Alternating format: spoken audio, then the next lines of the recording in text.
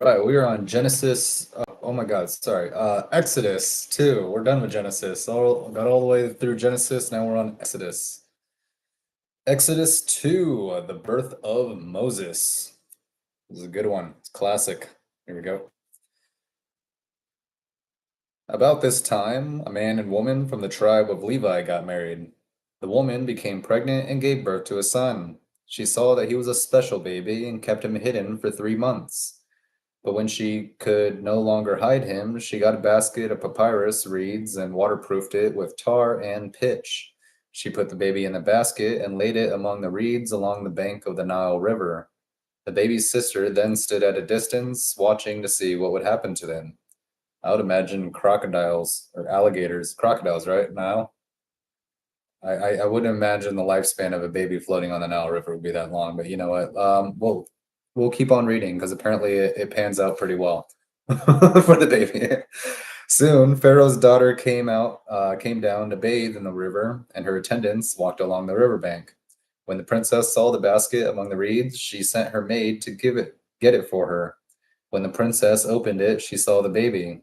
The little boy was crying, and she felt sorry for him. This must be one of the Hebrew children, she said. Then the baby's sister approached the princess. Should I go and find one of the Hebrew women to nurse the baby for you? She asked. Yes, do, please, the princess replied. So the girl went and called the baby's mother. Take this baby and nurse him for me, the princess told the baby's mother. I will pay you for your help. So the woman took her baby and nursed him.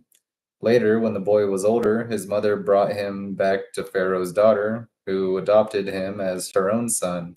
The princess named him Moses, for she explained, I lifted him out of the water.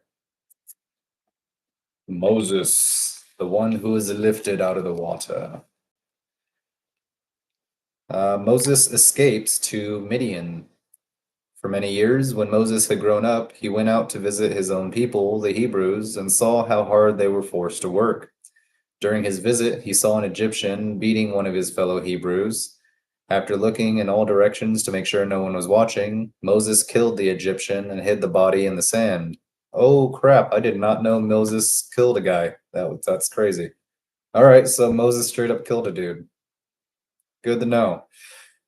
All right, the next day, maybe he felt guilty about that. That's why he made a commandment about it. Okay, so Moses killed a guy. All right. The next day, when Moses went out to visit his people again, he said he saw two Hebrew men fighting. Why are you beating up your friend? Moses said to the one who had started the fight. The man replied, who appointed you to be our prince and judge? Are you going to kill me as you killed that Egyptian yesterday? Then Moses was afraid, thinking, everyone knows what I did. And sure enough, Pharaoh heard what had happened, and he tried to kill Moses. But Moses fled from Pharaoh, and he went to live in the land of Midian. When Moses arrived in Midian, he sat down beside a well. Now the priest of Midian had 7 daughters who came as usual to draw water and fill the water troughs for for their father's flocks. But some other shepherds came and chased them away. So Moses jumped up and rescued the girls from the shepherds. Good for you, Moses. Protect women. These guys are assholes. Then he drew water for their flocks.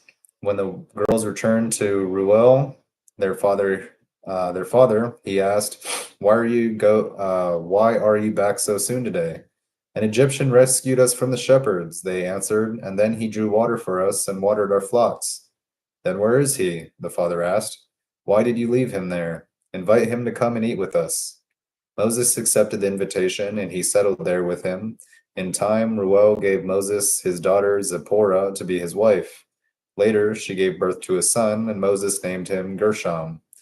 For he explained, I have been a foreigner in a foreign land. Years passed, and the king of Egypt died, but the Israelites continued to groan under their burden of slavery. They cried out for help, and their cry rose up to God. God heard their groaning, and he remembered his covenant promise to Abraham, Isaac, and Jacob. He looked down on the people of Israel and knew it was time to act. This is Genesis 2, or oh my God, Exodus 2. Exodus 2. Exodus 2. All right.